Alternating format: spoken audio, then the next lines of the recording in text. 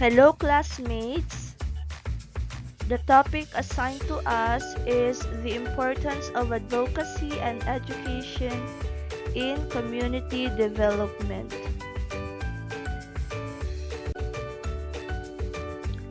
Every time we hear the word advocacy, there are other terms that we can think of like action, voice, equality, support, impact, challenge, and others. So let us define what advocacy is. Advocacy is a strategic approach to influencing outcomes and driving change on behalf of your community. It involves representing your community's rights and needs to the level of government best able to respond. Also, advocacy means giving a person support to have their voice heard. It is a service aimed at helping people understand their rights and express their views. Let us know why community advocacy is important.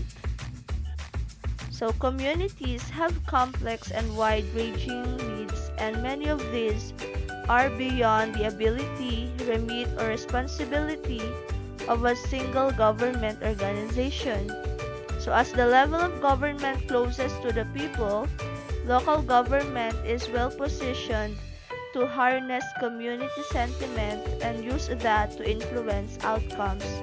Structured advocacy gives your community a voice that is non-political, strategic, and evidence-based.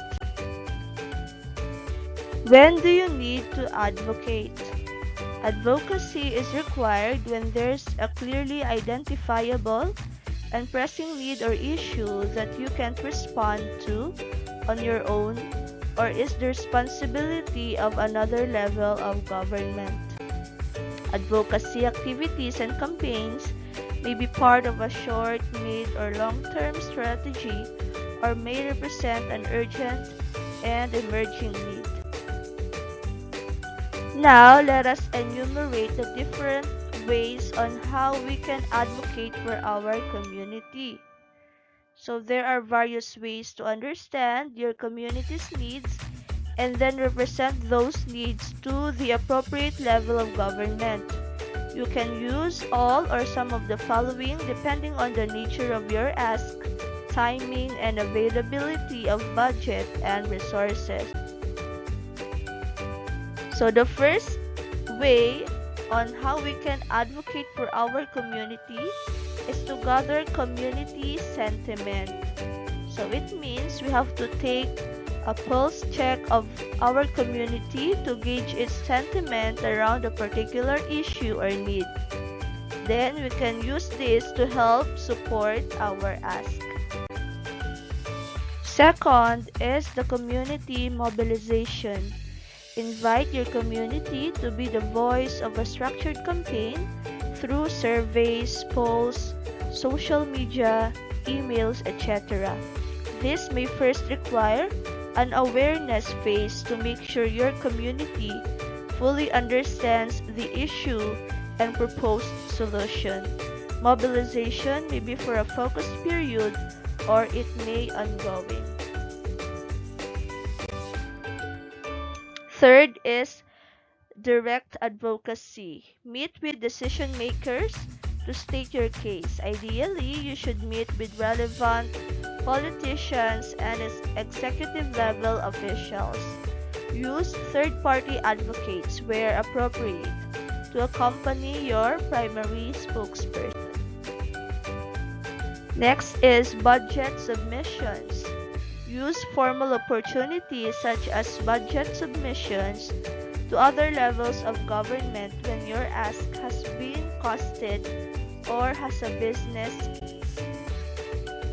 And then the wider collaboration wherein you have to harness support from other communities impacted by the same issue. For the last part of our presentation are the things to consider while advocating.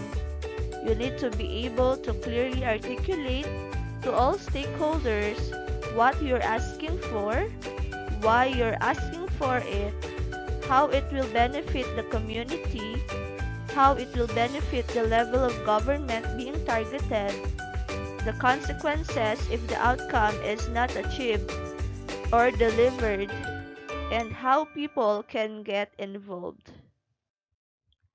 That's all for our discussion for today. We hope that you gain something. Thank you for listening.